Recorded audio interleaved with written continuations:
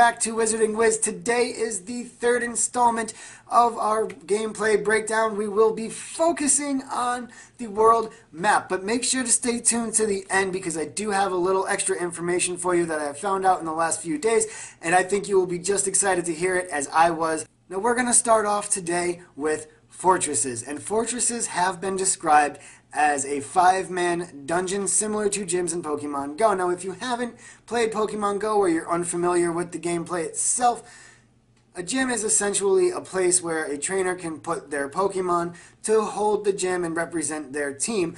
Other trainers from other teams can come and battle those Pokemon to try to take control for their own team.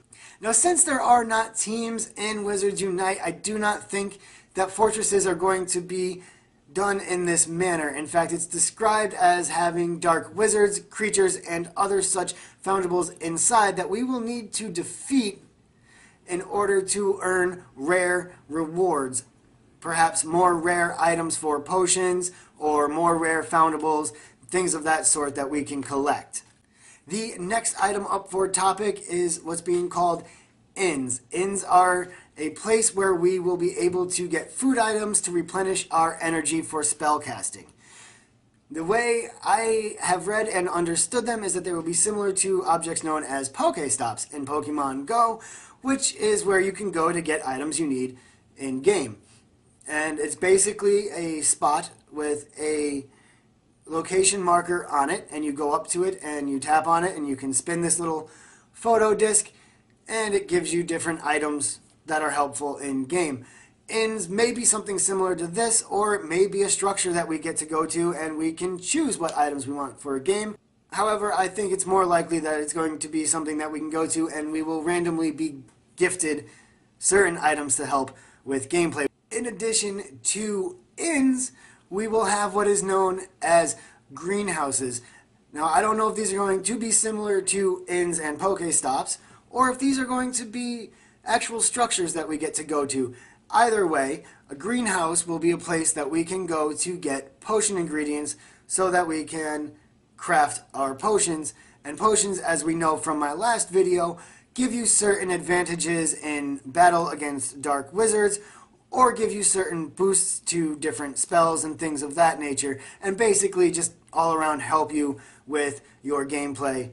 Now, on top of those three areas to go, there will also be things known as landmarks. Now, I'm assuming that these are going to be something similar to Pokemon Go nests, which take place in parks where we can go and get an abundant amount of a certain type of Pokemon, a certain species of Pokemon. Landmarks are being described as areas where foundables will be more likely to spawn.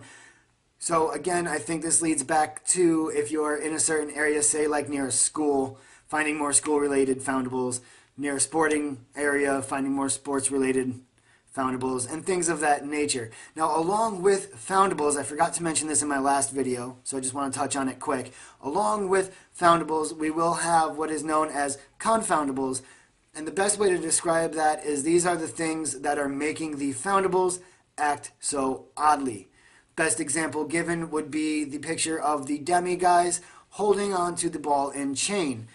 The ball and chain in this case would be the confoundable. This is an object or objects that have had dark spells put on them to make normal things act oddly.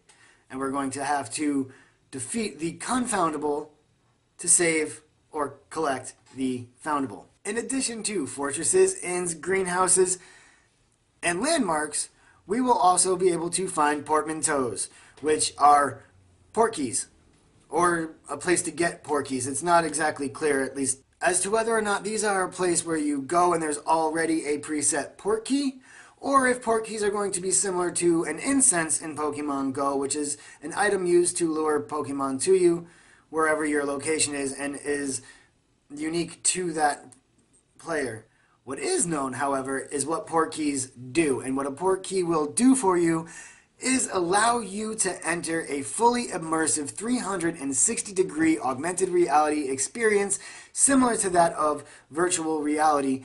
And on top of that, you'll be able to enter iconic locations such as Ollivander's Wand Shop or Dumbledore's office. Now, while I don't expect to actually see Dumbledore, because at the point in time where this game, the storyline picks up and takes place, is after the Second Wizarding War, and so Dumbledore unfortunately is already deceased. However, it may take us to the headmaster's office, which most people know and refer to as Dumbledore's office. And in these areas, you will be able to find rare foundables, rare ingredients, and other objects to help you in your gameplay. And before I go, guys, I have just a little bit more of information for you that I found out since my last video, and I'm kind of excited to share. Schoolhouses will be available for choosing in-game. Now, they will not have an effect of actual gameplay, at least not as of yet, but you will be able to represent your house. So, yay! Go Slytherin, we rule. The second little bit of information I have for you, and I'm not entirely sure how I missed this or why I didn't just assume that this was going to be a thing, and it seems pretty obvious now looking back that, well, duh, we're going to need a wand. Yes, we will have a wand in-game. Now, I don't know if we will be able to make a wand similar to, say, your wand in Pottermore, if you have a Pottermore account, or if you're going to just get to choose the kind of wand that you want. But we will have a wand in-game for spellcasting, which, duh, makes sense, and I really don't understand how I missed that the first time around.